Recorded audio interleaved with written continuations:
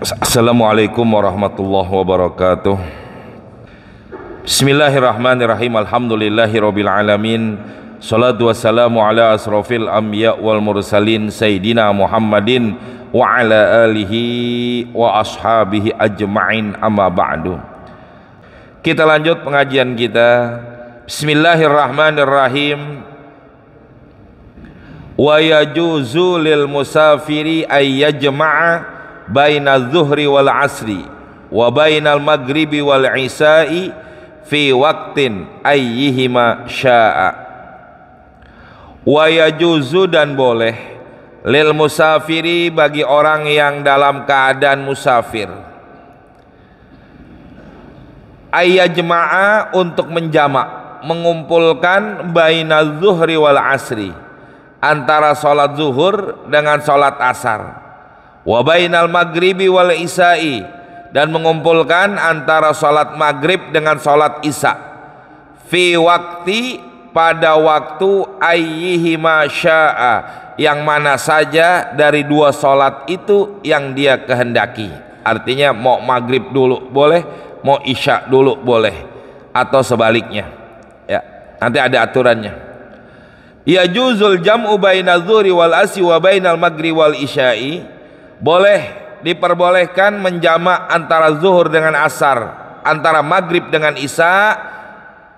Apa yang diperbolehkan? Jam'u takdimin, menjamak takdim ya, fi waqtil ula, yang dilakukan sholat itu pada waktu yang pertama, yaitu maksudnya adalah kalau zuhur dengan asar dikerjakannya kalau jamak takdim pada waktu zuhur, maghrib dengan isya kalau jamak takdim dikerjakan pada waktu pertama, pada waktu maghrib. Yang kedua, selain boleh jamak takdim, wa jam'u ta'khirin, boleh juga dari zuhur dengan asar, maghrib dengan isya menjamak takhir, fi waqti tsaniyati, yang dikerjakan pada waktu sholat yang kedua. Zuhur asar kalau jamak takhir maka dikerjakannya itu sholat pada waktu asar. Maghrib isya kalau jamak takhir maka mengerjakan kedua sholat itu adanya pada waktu isya. Begitu ya. Fi safarit tawili, dengan syarat manakala musafirnya itu perjalanan yang jaraknya jauh. Kalau jarak yang terlalu dekat tidak masuk dalam kategori menjamak ya. Sebelumnya udah kita bahas tentang jarak dan ukuran, dan dari mana memulai daripada ukuran tersebut udah kita bahas semua dari bab yang sebelumnya. Wa tajma'u subuhu, dan tidak boleh menjamak sholat subuh ila ghairiha, kepada sholat yang lain. Subuh digabung kepada zuhur nggak bisa, subuh digabung dengan isya kagak bisa ya, karena dia menyendiri.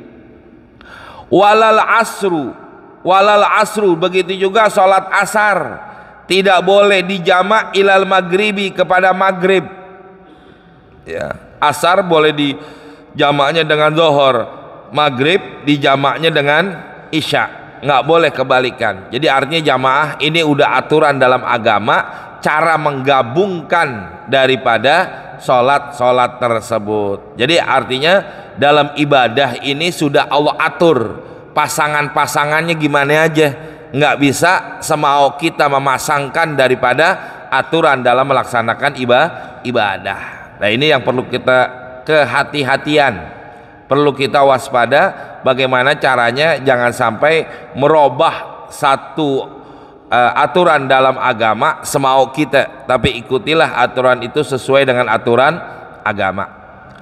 Wal aslu fi dzalik, adapun asal tentang itu semua, yaitu tentang menjamak salat baik jamak takdim atau jamak takhir, ma rawahu Mu'adz ibni Jabalin, apa yang diriwayatkan oleh Imam Mu'adz ibni Jabal radhiyallahu an qala, kharajna, kami pernah keluar, ma'a Rasulillah, bersama dengan Rasulullah sallallahu alaihi wasallam, fi qazwati Tabukin, pada waktu terjadinya peperangan Tabuk.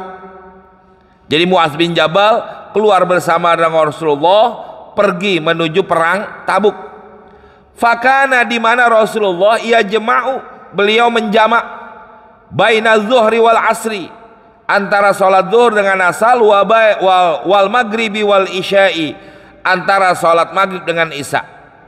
Fa akhara salata yauman, maka Rasulullah mengerjakan akhir daripada salat tersebut pada satu waktu. Berarti Rasulullah menjamak takhir.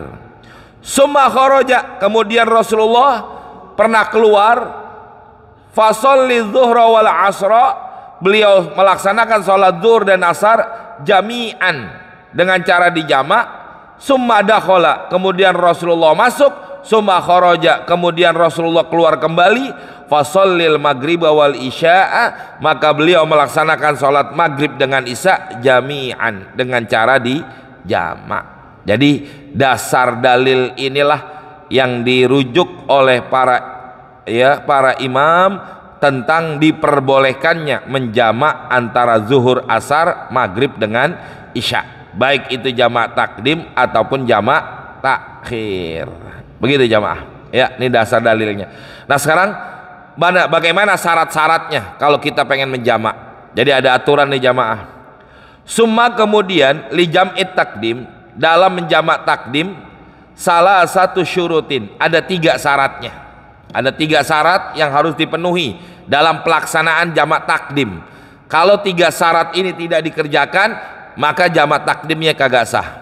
Pertama, ahaduha ayyabda abil ula, melakukan sholat yang memulai daripada jamak takdim bil ula, dengan sholat yang pertama. Artinya wajib jamak takdim itu zuhur dulu baru asar, ya, maghrib dulu baru isya. Itu syaratnya. Kerjakanlah pada waktu jamak takdim, yaitu dimulai daripada sholat yang pertama. Bi ayyusalliya zuhra, dengan cara dia melaksanakan sholat zuhur qoblal asri, sebelum melaksanakan sholat asar. Wal maghrib, ya, wal maghriba qoblal isya'i, dia laksanakan sholat maghrib sebelum terjadinya sholat isya. Alasannya kenapa? Li'annal waqta lil ula, karena waktu yang dia kerjakan itu adalah milik sholat yang pertama. Karena dia jamak takdim, maka dia ngerjakannya pada waktu maghrib.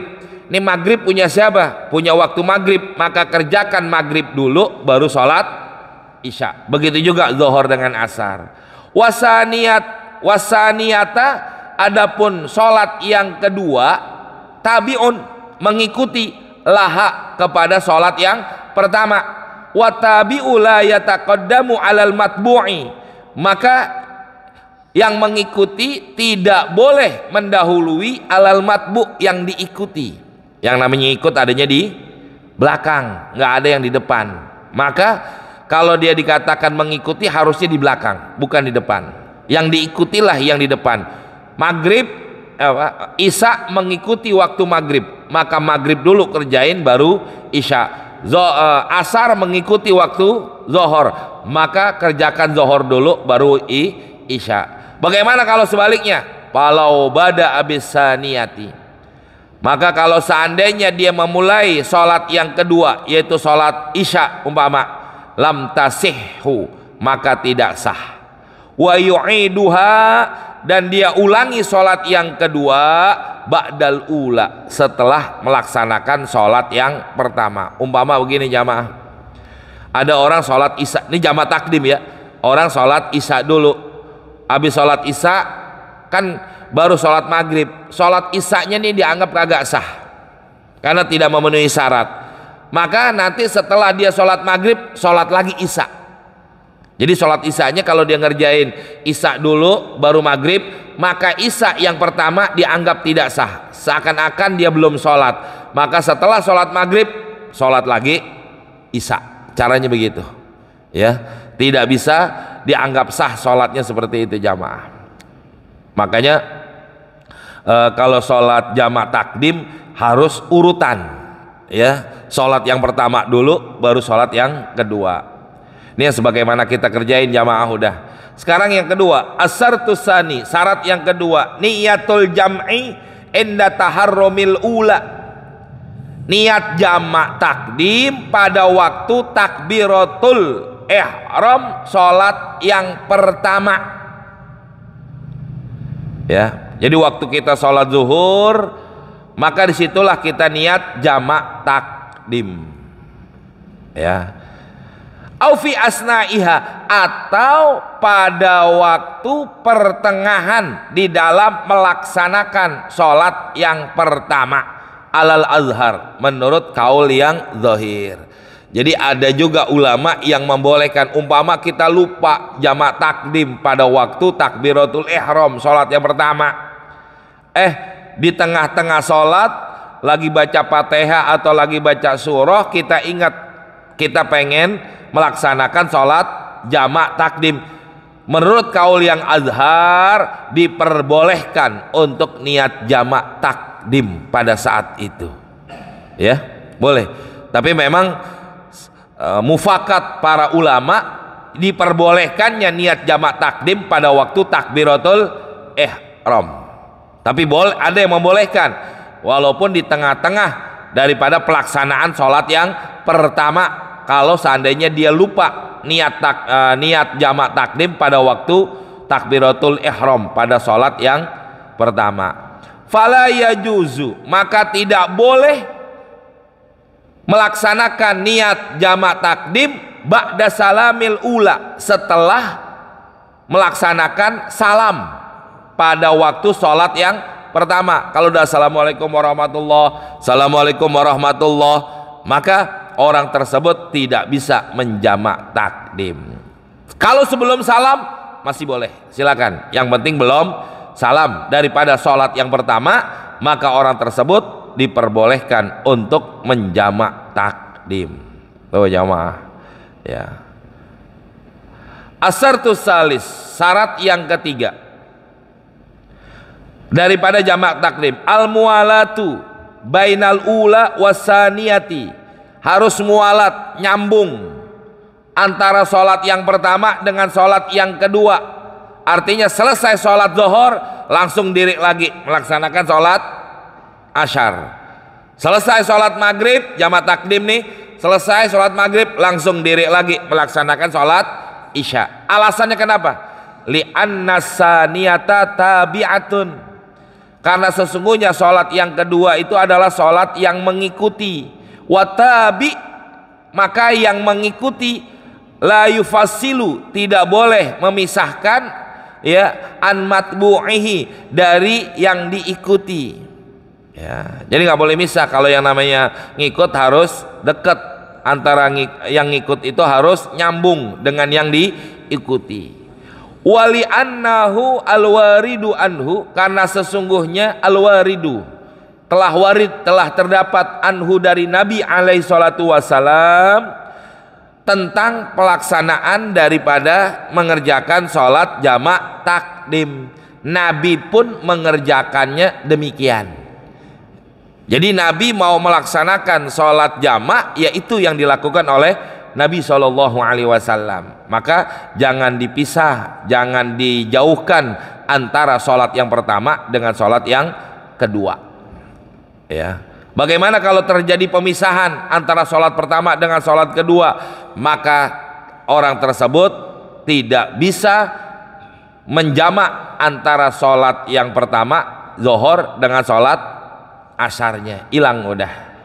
Oleh karena itu, walihaza, oleh karena ini, ya, yatrukur rawatibu, meninggalkan sunnah rawatib, bainahuma, antara menjamak takdim dua sholat tersebut. Jadi habis sholat zuhur jangan sholat sunnah rawatib dulu, ba'diyahnya, tapi kerjakan dulu sholat asarnya, ya. Wa yatruku rawatib, maka dia meninggalkan daripada sunnah rawatib. Ya, kalau kita punya wirid, punya kebiasaan, tinggalin dulu wirid-wirid, kebiasaan-kebiasaan itu, nanti dilaksanakannya itu kebiasaan atau wirid setelah pelaksanaan sholat yang kedua. Saya mau qobliyah atau saya mau ba'diyah, ya ntar ngerjainnya setelah pelaksanaan sholat asarnya. Kalau mau qobliyah ba'diyah zuhur dengan cara dijamak, nanti ngerjainnya setelah sholat asar. Jangan dia pisah dengan itu semua. Kalau waqa'al faslu, bagaimana kalau terjadinya pemisahan atau wilu yang panjang bainahuma, antara dua sholat tersebut, antara zuhur dengan asar ada pemisah. Imtana'a dummasaniyati ilal ula, maka terlarang mengumpulkan sholat yang kedua yaitu asar ilal ula kepada sholat yang pertama yaitu sholat zuhur. Nggak boleh udah. Artinya gimana? Nanti asar kerjakan pada waktu asar. Saya udah niat jamak takdim pada waktu takbiratul ihram sholat yang pertama, karena ada pemisah antara sholat pertama sholat kedua, maka sholat yang kedua nanti kerjakanlah pada waktunya, nggak bisa lagi digabung. Nah itu jamaah, maka hati-hati, ini ada aturan. Jadi ada aturan-aturan di dalam beribadah yang tidak bisa kita atur sendiri. Apapun yang namanya ibadah ada aturannya, maka hati-hati. Aturan inilah yang mengikat kita untuk mengikuti aturan dalam pelaksanaan ibadah. Wa yata'ayyanu ta'khiruha, maka menjadi pasti karena ada pemisah antara sholat pertama dengan sholat kedua. Wa yata'ayyanu, maka ada kepastian ta'khiruha, mentakhirkan sholat yang kedua ila waktiha, pada waktunya nanti. Udah kerjain asar pada waktu asar karena ada pemisah antara zuhur dengan asar pada waktu jamak takdim. Sawaun tola, sama saja pemisah yang panjang itu bi uzrin, dengan uzur. Mana contohnya? Kal sahwi, sebagaimana dia lupa, wal igma ayan, wa ghairihi, ya, wa ghairihi, dan yang lain-lainnya. Ya, jadi artinya apa? Mau pemisahnya antara sholat yang pertama dengan sholat kedua, sengaja kagak sengaja, itu semuanya bisa membatalkan daripada jamak takdim. Nggak bisa. Mau lupa, mau bagaimana, orang itu pingsan, kagak bisa. Ya, darurat dan lain sebagainya, kagak bisa. Antara sholat pertama dengan sholat kedua kagak bisa dipisah. Ya. Kalau batal wudu, nanti bagaimana hukumnya kalau batal wudu? Nanti di sini kayaknya ada di bawah nih dengan tayamum. Ya, wa ghairi amla wala yadurrul faslul qasiru. Tapi tidak apa memisahkan antara sholat yang pertama dengan sholat kedua dengan waktu yang pendek. Ya, nanti pendek panjangnya bagaimana?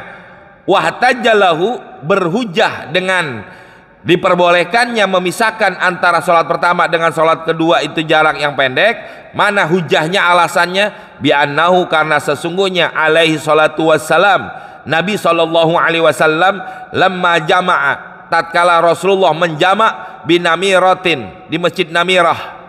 Ya, bukan Namirah Tebet sini, bukan, tapi yang di mana? Di Mina. Ya, masjid Namirah itu ada di Mina. Amaro, Rasulullah memerintahkan sahabat bil iqamati bainahuma, untuk melaksanakan qomat antara sholat yang kedua. Jadi selesai sholat yang pertama, mau laksanakan sholat yang kedua yaitu sholat asar, Rasulullah memerintahkan sahabat untuk qomat.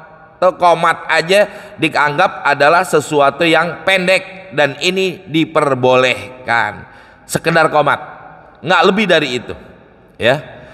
Summa jumhurul ashabi, kemudian jumhur ashabnya Imam Syafi'i, jawazu, mereka membolehkan al jama'a, menjamak baina sholataini, di antara dua sholat, bit tayammumi, dengan tayammum. Ya, wa fihi, malah masalah ini paslun, ada pemisah, ma'anau itolabin, bersama dengan macam daripada mencari, lil ma'i, daripada itu air, bisartin, dengan syarat ayyakuna khafifan, manakala ada jaraknya atau waktunya adalah sebentar. Khafif itu ringan. Nah, bagaimana kalau kita wudu? Orang sholat yang pertama batal, mau melaksanakan sholat yang kedua, tapi pada waktu mau melaksanakan sholat yang kedua batal wudunya. Ya, kalau di sini kan contohnya apa? apa namanya, tayamum antara sholat pertama dengan sholat yang kedua, maka dianggap boleh. Tapi bagaimana kalau dia batal wudunya? Kira-kira antara dia wudu untuk pelaksanaan sholat yang kedua, apakah itu lama atau pendek? Kalau di sini ayyakuna khafifan, jaraknya itu bagaimana? Jaraknya itu adalah lama atau sebentar. Kalau jaraknya termasuk lama, maka dianggap sholat yang kedua pada waktunya. Tapi kalau jaraknya pendek, maka dianggap ya sesuatu itu diperbolehkan di jamak. Begitu. Nah kayak begini jamaah, kayak kita wudhunya di Masjid Nabawi atau kita wudhu di Masjid Haram Mekah, kamar mandinya di mana? Kan jauh, turun dulu ke bawah, betul. Makanya itu dikatakan jaraknya bukan khafif, jaraknya bukan pendek, tapi jarak yang begitu jauh. Tapi kalau masjid kita wudhunya di mana? Ya, berapa lama? Ya, kalau memang jaraknya pendek, tidak terlalu lama waktunya, dan dia cepat melaksanakan wudhu, maka ada ulama yang mengatakan begini jamaah, kalau begitu wudhulah wudhu yang wajib aja, jangan wudhu yang diambil yang sunah-sunahnya. Kalau memang seandainya dia mau menjamak takdim, maka laksanakanlah wudhu yang wajib-wajib doang, jangan pakai wudhu yang yang sunah-sunahnya. Yang kedua, jangan dia mau wudhu dikencing dulu, habis dikencing baru dia wudhu. Itu dia artinya apa? Mengerjakan sesuatu di luar daripada itu semua. Maka kalau umpama dia kencing dulu di tempat wudhu, dia ngobrol, habis itu dia balik lagi baru sholat asar, maka terputus antara zuhur dengan asarnya pada saat itu. Jadi kalau mau selesai dia sholat pertama, dia karena batal, dia wudhu buru-buru ke kamar mandi, selesai nggak ngapa-ngapain, ambil yang wajib-wajibnya aja wudhu, selesai langsung balik lagi, silakan. Tapi kalau sudah terjadinya faslun tawilun, pemisah yang panjang, maka sholat asarnya kerjakan pada waktunya nanti, tidak bisa dijamak. Maka di sini katakan khafifan, ayyakuna khafifan, hendaklah ada ya dalam jangka waktu yang pendek. Wassahihu, menurut pendapat yang sahih, anar ruju'a, yang menjadi rujukan ya tolak ukur fil fasli, di dalam pemisah antara panjang atau lama atau pendek, ilal urfi, menurut uruf, kebiasaan. Kira-kira jamaah, kalau kita dari masjid kita nih ke tempat wudhu, ambil yang wajib, nggak ngobrol nggak ngapain, selesai balik lagi, lama apa sebentar? Sebentar, silakan. Habis itu langsung sholat jamaah asarnya. Tapi kalau dia ngobrol dulu, dia bercanda dulu, dia kencing dulu, dia ngapa-ngapain dulu di sono, habis itu baru balik, itu udah termasuk lama, maka nggak bisa dijamak takdimkan dengan sebab demikian. Ya jamaah, jangan alasan habis ada orang nanya, habis kebelet banget, pengen kencing banget, gimana dong? Ya, dan lain-lain sebagainya. Nggak jadi satu alasan itu semua. Buktinya apa? Tadi yang membatalkan dikatakan pemisah aja dengan sebab apa? Igma, ayan, pingsan. Kan kita nggak mau, tapi itu memang terjadi. Maka hal yang demikian itu aja bisa membatalkan menjamak takdimkan, apalagi dengan alasan-alasan yang lain. Begitu maksud jamaah. Ya, ini hati-hati. Karena itu menjadikan rusaknya ibadah. Hadza fi jam'i takdim. Ini semua aturan di dalam pelaksanaan jamak takdim. Itu syaratnya demikian, nggak boleh enggak. Ya. Kalau ada orang ya menjamak takdim, dia cuma pindah posisi. Artinya dia umpama dia sholat di sini zuhurnya, dia pindah asar ke sono. Ada jarak panjang apa pendek? Pendek, silakan dipindah posisi. Artinya enggak harus dia sholat zuhur di tempat itu, asar di tempat itu, tapi dia pindah posisi. Boleh apa enggak? Panjang apa enggak pemisahnya? Enggak, silakan. Tapi kalau dia sholat zuhur di sini, asarnya mau di atas, nah kejauhan jaraknya, itu udah termasuk terpisah, maka dianggap kagak boleh. Ya kalau dia mau di sini, istilahnya posisinya sini, pindah aja dikit, 2 atau 3 barisan dari ini, ya silakan. Jangan sampai sholatnya di bawah, asarnya di atas, itu kejauhan. Apalagi zohornya di masjid, asarnya di rumah, ya apalagi kejauhan. Itu maksudnya jamaah begitu.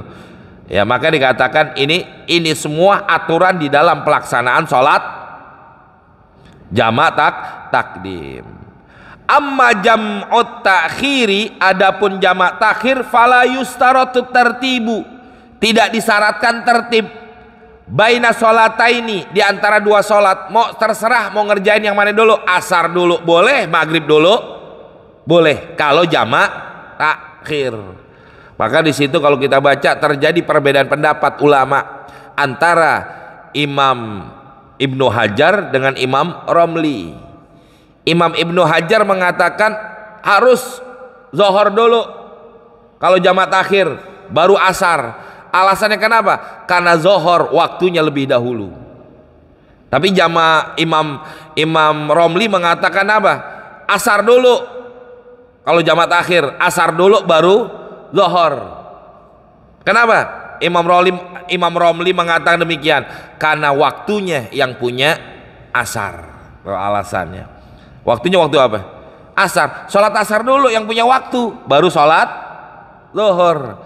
Jadi kalau kita mau jamak takhir, mau mana aja duluan mana boleh, mau zohor dulu boleh, mau asar dulu boleh, ya terserah. Karena dua-dua pendapatnya Imam Syafi'i mengatakan tidak ada disyaratkan jamak takhir itu adanya tertib baina sholataini, di antara 2 sholat tersebut. Ya, makanya kalau kita jamak takhir, kalau jadi imam ngasih tahu makmum kita sholat asar dulu, begitu. Ya, jangan sampai kebingungan nih makmum bingung nih, imam sholatnya zuhur asar dulu ya. Walaupun sih boleh nggak Pak Bu? Imamnya sholat jamak takhir nih, imamnya sholat asar, karena nggak diumumin, makmumnya sholat niat zohor, boleh nggak? Boleh, nggak apa-apa. Tapi kan kurang afdol. Yang paling bagus gimana? Satu niat antara imam dengan makmum. Tapi kalau beda niat, karena imam juga yang salah, nggak ngasih tahu kepada makmum kita sholat asar dulu ya, nanti selesai itu baru zohor, kan enak, semuanya same. Nih imam nggak ngasih tahu, langsung aja dah Allahu Akbar, langsung di takbiratul ihram.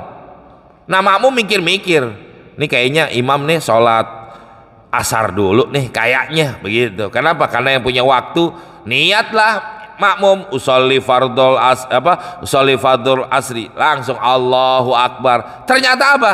Imam sholat zuhur. Boleh nggak? Boleh, nggak apa-apa. Walaupun terjadi perbedaan antara pelaksanaan sholat imam dengan sholat makmum, karena nanti ada istilah nazmus sholahnya sama, begitu kurang lebih. Itu udah ada di bab tentang awal-awal dulu tentang sholat ya. Nah, maka tidak ada tertib.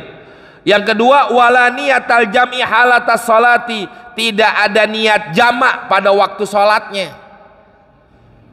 Kalau kita jamak takhir nggak ada niat jamak, kata-kata jamak beda dengan sholat jamak takdim ya. Ada niat usolli fardhu zuhri, biasanya niatnya gimana?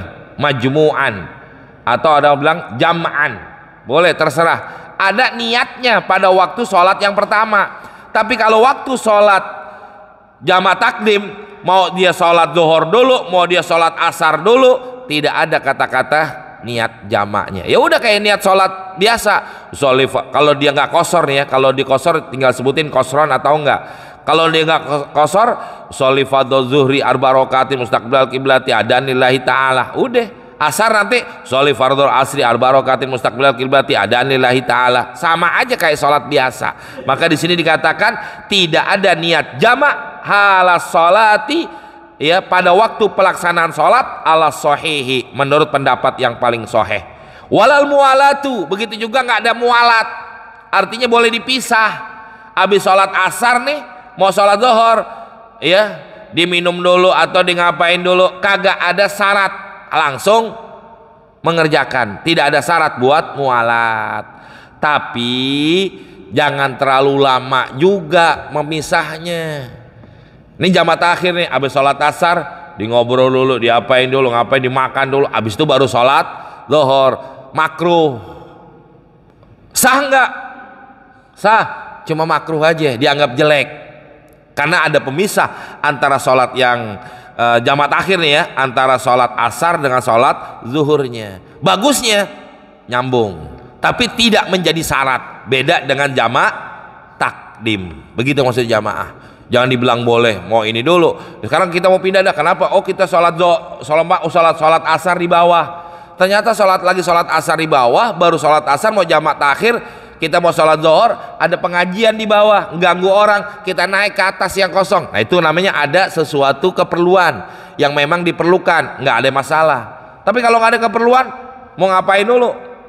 Ntar aja dulu dah, yang sayang tuh kopi, tak keburu dingin, minum dulu dah. Habis itu baru nanti sholat zuhur lagi. Itu sesuatu yang tidak ada sangkut pautnya menengahi sholat. Naam, yajibu ayyanwiya fi waqtil ula, tapi wajib berniat jamak takhir pada waktu sholat yang pertama.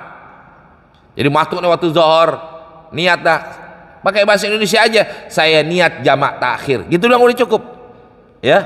Kaunut takhir li ajli jam'i, ya, keadaan niat jamak takhir li ajlil jam'i, untuk niat jamak. Kenapa alasannya? Tamyizan, untuk membedakan anit takhir, antara sholat takhir, jamak takhir muta'addiyan, dengan orang-orang yang sengaja ngajak meninggalkan sholat. Kalau orang kagak niat, ya kalau sekarang gua nggak mau sholat lah, berarti kan dia meninggalkan sholat. Tapi kalau dia mau jamak takhir, maka sholat yang pertama kan dia nggak sholat. Pada waktu zuhur dia nggak ada sholat zuhurnya, maka di situ diniatin, saya niat jamak takhir, cukup udah. Kalau nggak ada niat itu, apa bedanya dengan orang yang tidak mengerjakan sholat? Wali alla yakhluwa, supaya tidak kosong al waktu, ya, waktu yang pertama, waktu pelaksanaan sholat, anil fi'li, daripada perbuatan, awil azmi, atau niat daripada pelaksanaan sholat, ya. Fa'ilam yanwi, fa'in lam yanwi, apabila tidak berniat, asok, maka dia bermaksiat. Wasaratil ula kodoan, dan sholat yang pertama menjadi qadha. Tadi sholat niat nggak? Makanya kalau kita sebagai pimpinan rombongan dalam perjalanan, apa kalau memang mau niat jamak takdim, ingetin jamaahnya, Pak Bu, kita niat jamak takhir aja nanti, maka sekarang mari sama-sama niat jamak takhir. Pimpinan rombongan harusnya kayak begitu, ya, mengingatkan, ngasih tahu apa yang mau dilaksanakan, apa yang mau dikerjakan. Jangan sampai semaunya aja, ini bahaya, kesian kepada jamaahnya. Wallahu a'lam bishawab, ya.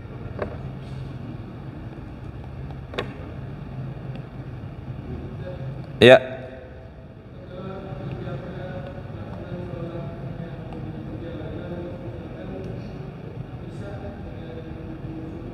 Ya.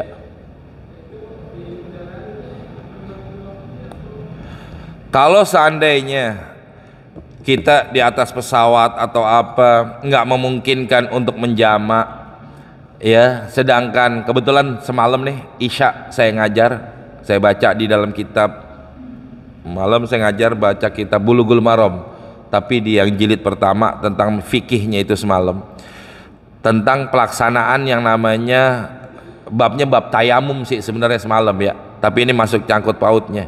Sekarang kita begini jamaah, kita sholat di atas pesawat, apakah memenuhi syarat di dalam tayamum? Memenuhi syarat nggak Pak?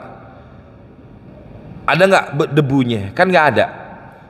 Pesawat debunya, jangankan itu, ini karpet masjid, ada nggak debunya? Ada.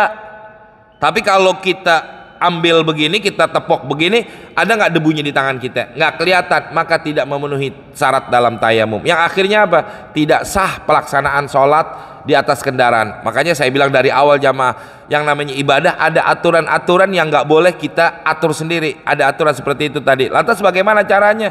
Sholat Isya dengan subuhnya kan nggak bisa dijamak dan sebagainya. Ya udah, niat yang namanya dia bisa uduk nggak bisa. Dia bisa berhenti nggak sholatnya di masjid? Kagak bisa. Ya udah sholat yang disebut dengan hurmatul wakti. Kenapa? Karena kita di atas pesawat, nggak ada tayamum, kagak ngadep kiblat. Yang kedua, yang namanya sholat di atas kendaraan itu yang diperbolehkan adalah sholat sunnah, bukan sholat fardu. Lantas bagaimana caranya? Ya udah sholat hurmatul wakti. Isya, masuk waktu isya, tayamum, udah sholat duduk, silakan, itu hurmatul wakti. Nanti waktu subuh, tayamum lagi, sholat duduk, sholat subuh, cuma sekedar hurmatul wakti, karena tidak memenuhi peraturan-aturan di dalam pelaksanaan sholat di atas kendaraan. Nanti sampai di tujuan baru kita i'adah, mengulang daripada sholat yang kita kerjakan. Begitu maksudnya ya. Jangan, wah gue udah sholat di atas kendaraan, memenuhi syarat nggak? Wudu nggak? Enggak. Tayamum nggak? Tayamum ada nggak debunya? Nggak ada. Betul?